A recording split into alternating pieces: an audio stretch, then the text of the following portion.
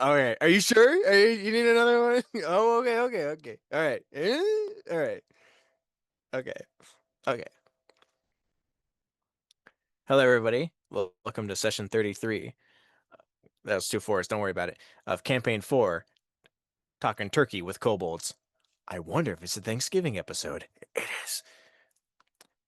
After that long and arduous fight with PJ and Hideo and being chased by a big skeleton zombie ball Indiana Jones boulder that we couldn't hurt, and some obstacles, and fighting some hellhounds that are spitting hot fire on us and tearing Desperado apart. We looted them and got a bunch of cool items and leveled up, and we took a long rest, and we pick up after that. After that long rest, Durian checks out the portable hole to see if there's anything cool in it and sees that it has enough room for the corpses from the cart and the zombie ball that we killed. And we don't want Hideo or any other necromancers getting their hands on that stuff. So, much like brown sugar, we just kind of pack them down real tight in the portable hole and seal it away, making for easy carrying. We take the cart, we ride east, going towards the coast, getting pretty close now. And we get a thick fog halfway on the travel. And after going in that fog for a short while, we come upon two ogres, one of which remarks, I thought all the smallies were gone. Uh, Safe to say a fight happened, and a fight was very quickly resolved after we viciously murdered one of them, and the other one dropped its weapon and fled for its life. We don't know why they were out there. Maybe they were hunting, maybe they're like patrolling, who knows what. But during chase, the one that was trying to get free and was 100% going to kill it, but Desperado appealed to his conscience and said, let him go, let him be free. He might not be evil." And I was like, "Okay, fine, we'll let him go." After that, we uh quickly determine if we need to like leave the mules or leave the cart behind and take the mules and go off road. We decide we can do that if we need to, and continued on journeying. Uh, Turns out after we get the wheel stuck in a large pothole that's actually a big giant's foot, uh, we soon found that we would need to abandon the cart because there's a rhythmic pounding of large footfalls in the distance. Edward, as a werewolf, much like a scared dog, with a nat 20 survival check, found a porch to hide under. And all of us very scared of three very large giants coming our way. Decide, yeah, that's a good idea, and we hid underneath the porch, getting below deck with the mules as well, because every time we have mules or some sort of horses, they always die, and maybe these ones will live. Maybe the big giants come by, they see the cart in the middle of the road, stomp it to pieces, search around for any people, humans, creatures, anything like that to eat or kill. Don't see anything, don't see us hiding. They leave us on our way, and we let them go off for a second, and then we book it down the rubble. Past that, we see a fort as we break from the trees and get onto the coast that's under construction at the beach of the ocean. And presumably that is where the Temple of the Silver Dragon resides. And if you look a little bit to the right and you see right behind the fort, it's right there. Before we can get to it, however, a sad song is heard through the air in a black fog, clouds of some sort, apparate, and the fort sounds an alarm, and we notice people that were just outside mingling just book it to the front gates as fast as they can, and we decide, yeah, we should probably go and join them. We find a nice trench to move in on with a nat 20, where both Durian and Desperado hear a child's cry. After finding the source, a human child in a bear cove.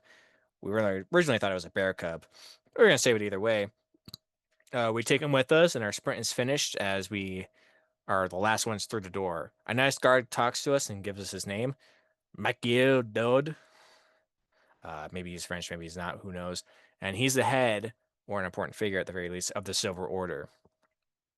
He tells us that the fort is blessed by Lunar and is protected by the standing surrounding threats, meaning the clouds won't affect us, the giants won't try and try and break in because presumably they've already tried or they just don't want to because of some blessing of some sort. The Giants have overtaken a nearby tavern, and the Bugaisha have held up in the amphitheater, which is a little bit north of that, and that's where the sad music is coming from. We tell him we came here to visit the temple, and he replies that he is the one that coordinates the goings on between the fort itself and the temple, so he's our guy to go to. He mentions that the Silver Order, which is the group he's a part of and a part of the temple, mentioned that they have to trust whoever they let into the temple. We like, oh well, we got this. We killed this wizard Hideo, and we got a bunch of information about military numbers and stuff like that. And he says, while I appreciate that information, I need you to do a job for me before I can let you in.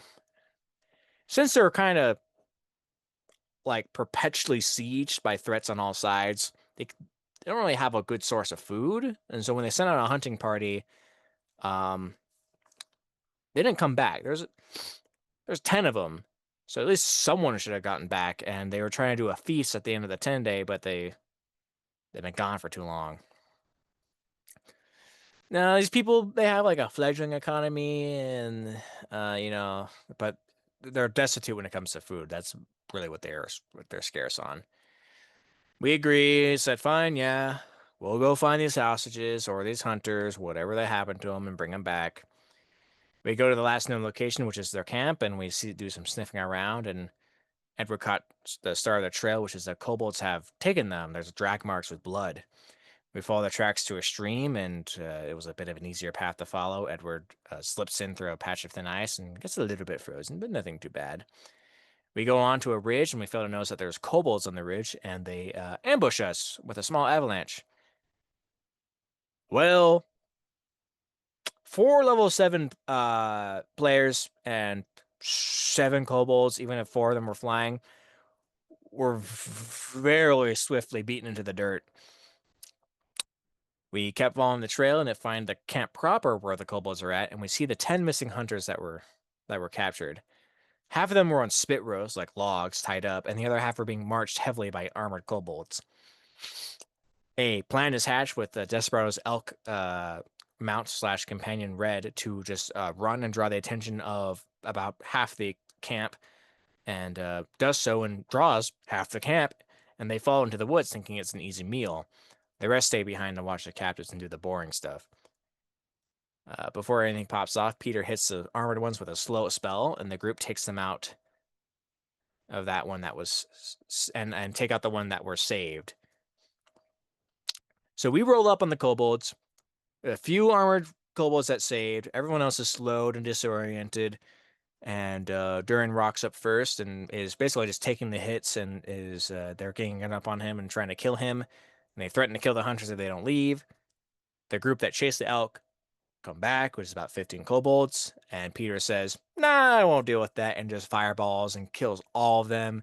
It makes a great intimidation check against the rest of the kobolds, saying, "Hey, you better let these guys go, or else we're gonna murder you all." Succeeds, of course. The seeing half your hunting band get just murdered by a fireball is pretty intimidating, and Desperate and Durian start cutting hostages free, and Peter murders 2 kobolds, escaping with half of the hunters' food that they were gathering for the feast, because they actually need it, with a Hunger Hadar spell, which is a horrible way to go. Everyone else flees, and we bring the people back and the food, and we're giving the heroes welcome. That's the end of the session. I'll see you next time.